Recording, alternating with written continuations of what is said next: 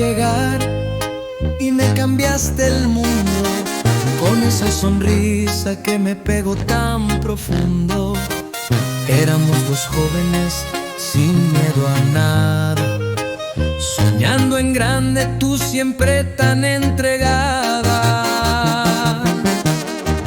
Y así se fue construyendo nuestro amor, pasito a pasito, sin tanta explicación.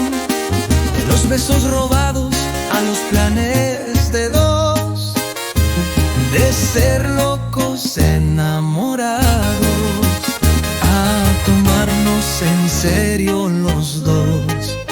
Cada año contigo me enseño a quererte mejor, y yo te elegí por la forma en que me amas a mí. Pasaron años y nos dimos el sí. Ya no era juego, era una vida pa' ti, pa' mí. Un hogar sencillo, pero lleno de calma, y un café en la mesa que sabía tu alma. Los detalles cambiaron, ya no eran flores, eran las cobijas cuando tenías dolores. Los problemas vinieron, pero nunca el adiós, porque aprendimos a quedarnos los dos. Te amaré con tus arrugas, con tus canas, con esa mirada que aún me desarma.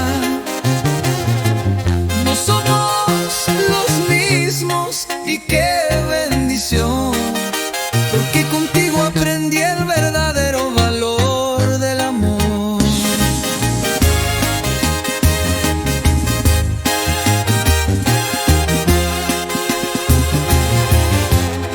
Yo quiero envejecer a tu lado, mi vida, vernos viejitos contando nuestras travesías, tomarte la mano como el primer día y darte las gracias por ser mi alegría.